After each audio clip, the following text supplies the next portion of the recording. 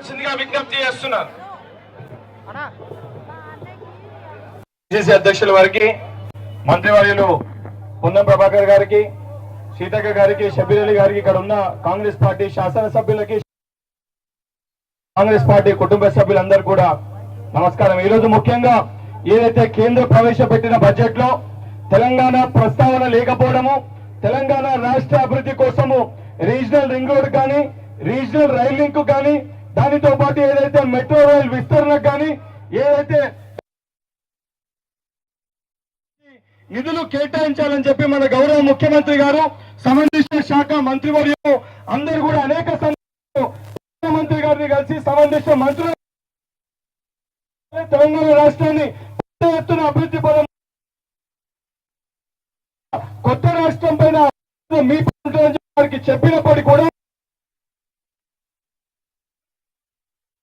గారు మేము తెలంగాణ రాష్ట్రానికి నిధులు తీసుకొని వస్తామని చెప్పి తెలంగాణ ప్రజలకి చెప్పి నమ్మించి మోసం చేసి తెలంగాణలో 8 ఎంపీ సీట్లు గెలిచిన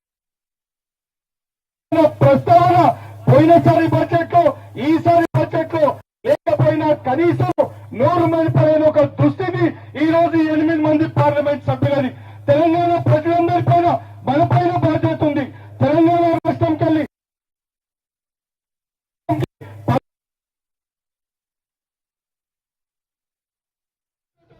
తెలంగాణ రాష్ట్రం అభివృద్ధి చెందుతూ అనే ఒక ఉద్దేశంతో ఈ కేంద్ర ప్రభుత్వం వ్యవహరిస్తుంది. దానికి నిరసనగా ఈ రోజు ముఖ్యమంత్రి గారు, పిసిసి అధ్యక్షులు మహేష్ కుమార్ గారి ఆధ్వర్యంలో ఈ రోజు ఈ నిరసన కార్యక్రమాన్ని చేపడతాం. ఇది కేవలం ప్రారంభం.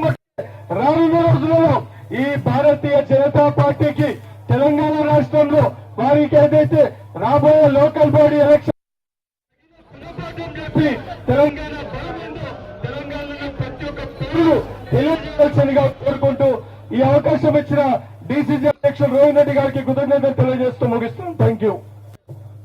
ఇప్పుడు సభ్యులు మల్లేష్ గారు మాట్లాడాల్సిందిగా విజ్ఞప్తి చేస్తున్నారు.